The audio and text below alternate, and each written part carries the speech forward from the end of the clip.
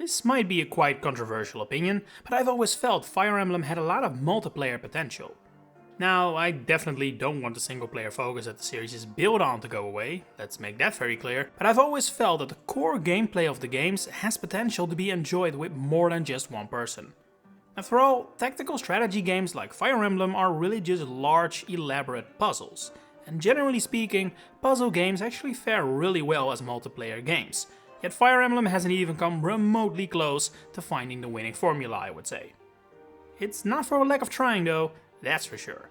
Many people might not even realize it, but multiplayer in Fire Emblem goes back as far as 2002 and predates the series coming to the West.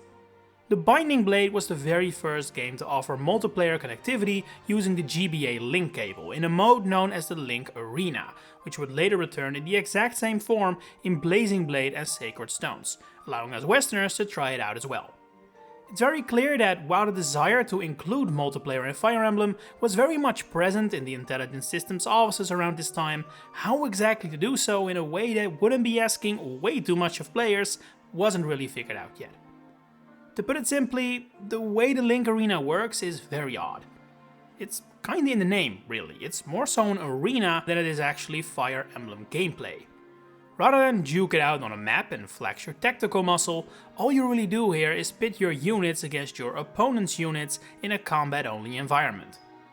Movement doesn't matter, tactics don't matter, and while range does play a role, weapons such as the longbow are changed to work as regular bows. Oh, and non-combat units can just not be used outright. Whenever it's your turn, you pick one of your selected units and then one belonging to one of your opponent's teams, after which they duke it out in the center stage. Points are gained by defeating enemies and dealing damage, as you might expect, and that is what decides who wins.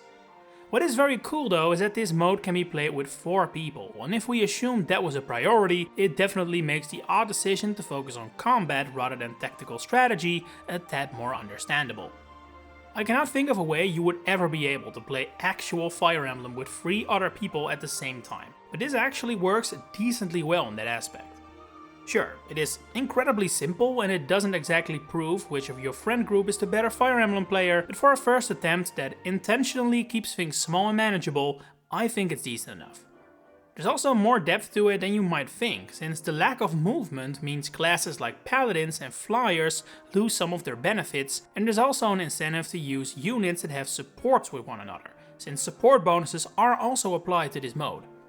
So, in a bizarre way, there is actually an entirely different meta to this little mode than there is the main game, which diving into is definitely a bit above my pay grade, but hey, the Link Arena is actually fully playable and available on the Nintendo Switch Online versions of Sacred Stones and Blazing Blade, so if you're interested, you can actually try out Fire Emblem's first ever multiplayer endeavors right now without having to find 2 working copies of the game and a link cable somewhere. Despite the series making the step back towards home consoles again next with the Tellius games, those actually don't have multiplayer functionality whatsoever. You would think they would have it though, right? Seeing as multiplayer games are way easier to do on TV screens and consoles with multiple controllers, and yet multiplayer in Fire Emblem has always been a very handheld focused feature. And so, rather than having you enjoy Tellius with your friends, it's actually Arcania that we visit next, with the DS remakes of Shadow Dragon and New Mystery of the Emblem. This is the first for many things regarding Fire Emblem multiplayer. Not only is it the first time we can play Fire Emblem multiplayer online using the Nintendo DS Wi-Fi connection, and with randoms even, it's also the first time the gameplay of the multiplayer mode actually resembles the gameplay of the series itself. Gone is the arena-focused style of the GBA, and with that the option to play with 4 people, with instead 2 teams of 5 units duking it out in essentially just classic Fire Emblem gameplay, albeit on a smaller map. You know, in a way, this actually kinda plays like Fire Emblem Heroes, just in a lot more primitive and less predatory way. Well, and routing the enemy isn't the only goal. There is also a castle located in the center of the map, and by having a unit wait there, you can claim it for yourself, which is another win condition. One of the rules you could set for your battle was for Fog of War to be present on the map, which may not be a very popular thing in the story side of Fire Emblem, but it actually works very nicely here, when both sides are equally restricted. But unfortunately, at least until the DS games come to NSO, you currently cannot play this mode whatsoever. There are some fan-made servers that are supposed to work, but I'm not sure how much those are actually used, so mileage may vary. Despite online multiplayer on the DS working decently well and being about as popular as you can reasonably expect from two underperforming Fire Emblem games, one of which was Japan exclusive, the next game in the series would take things in an entirely different direction again. Fire Emblem Awakening introduces the new Double Duel, a mode that is actually cooperative rather than competitive. Personally, I've always felt this is a really underused area of Fire Emblem multiplayer with a ton of potential, yet even Fire Emblem Heroes doesn't really dabble in it. And maybe the reason for that is that Double Duel absolutely sucks. Even as a believer of co-op Fire Emblem, I must admit the way Awakening does it just doesn't work. First of all, Awakening has no actual online multiplayer. It only allows you to fight ghost data of other players using Spot Pass, and Double Duel is local only, both of which are not ideal for a more niche series like Fire Emblem. Oh, and secondly, the gameplay of this absolutely sucks. Somehow, some way, we have reverted back towards combat-focused multiplayer like the GBA days, and in such a way that is not even remotely fun. So, you and your buddy both pick 3 units, which then pair up in true Awakening fashion. And then they just kind of fight enemies for a bit and then it's done. That's it. No maps, no tactics, not even strategy really. You just pick your best units and watch them beat enemies for 2 minutes and claim an item as a reward. There are 22 of these battles available, and to be brutally honest, none are worth playing. The rewards aren't worth it, and the gameplay most definitely isn't worth it either, so what's there left to play for but sheer curiosity? Well, at least I have some good news then, because since this was a local multiplayer thing rather than online, it should actually still work, despite the 3DS online services shutting down. There's some irony there, don't you think? The worst Fire Emblem online experience, and it's the only one that still works. Which means that, unfortunately, the main multiplayer course of Fates is no longer accessible. I think that as far as multiplayer Fire Emblem goes, this was probably the most successful attempt at it, both from a gameplay and just a sheer popularity standpoint. Sure, it was never Fates' main course, but this multiplayer definitely had a decent player base, and it makes sense. Fates' sandbox-style unit customization really lends itself well for the multiplayer it has, which is, in online battles at least, nearly identical to the DS games. Small map, select a couple units, and then play actual Fire Emblem tactical gameplay, once again reminiscent of Heroes. Sure, there weren't any serious worthwhile rewards, no incentive to keep playing rather than fun, and eventually the entire multiplayer scene became flooded with hacked and meticulously crafted meta units. But as far as PvP Fire Emblem goes, this worked well. But that wasn't all. Also included in Fates were the new My Castle battles, which turned your own little pocket dimension into a battlefield to juke off against opponents. These were also partly tied into the story in a sense, in the way that you can play the free invasion maps against computer opponents, effectively making them skirmishes, which are unlocked through story progression. Personally, I never really vibed with castle battles much, I have to say. I always found my castles to be quite clunky maps to fight on. I do appreciate the existence of the invasion battles though, as it ensures the legacy of castle battles are at least retained, and you don't need the 3DS online services to work to at least experience a tiny bit of what the mayhem of Fates multiplayer was like.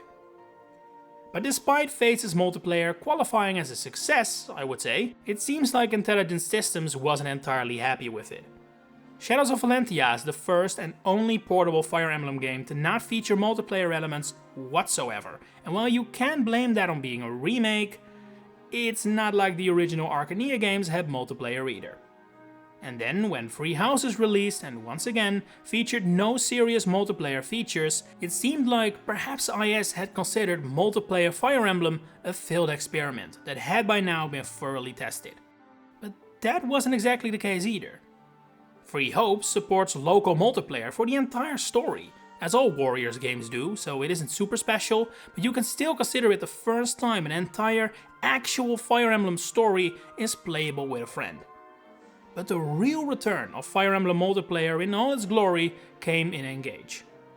I've compared multiplayer to heroes quite a lot throughout this video, but this time around it's the games themselves that draw the comparison. With Engage's multiplayer clearly styled after several modes from Heroes, Tempest Trials and Evo raids in particular. There's also a third mode, Relay Trials, which are co-op and take after double duels from Awakening a bit too much for my liking, even if it isn't non-stop combat this time. It is, however, the only mode that is actual real-time battles, as just like in Heroes, the other two are not. They instead have you face off against AI versions of real people's units, which is never a fun thing, and IS really have to stop doing it.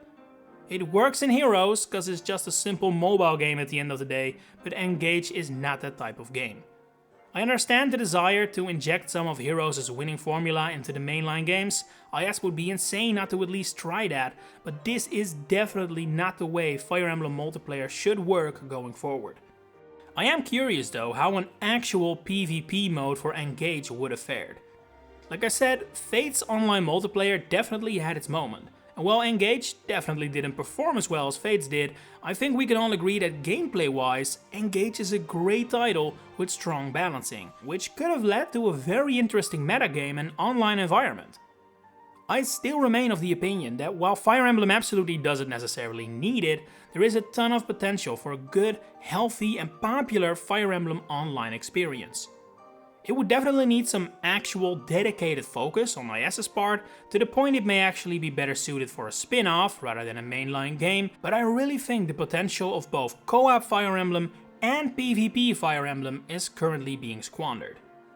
Taking on people in battles that actually test tactical prowess without becoming too small or large scale sounds super fun, and a dedicated co-op campaign that is built around working together, making you dependent on not just your units but also your fellow tactician, also sounds like something that will work really well. Whether it's something we'll ever actually get, I can't say I'm super hopeful about, but man, I'd really like to see IS or even an outside studio give it a shot. But what about you? Would you like to see Fire Emblem tackle multiplayer in a more serious way? And what are your past experiences with multiplayer Fire Emblem? Share it in the comments below. If you enjoyed this video, please consider giving it a like and subscribe to the channel to stay updated on all my future Fire Emblem content coming up. For now, thanks for watching and enjoy the rest of your day.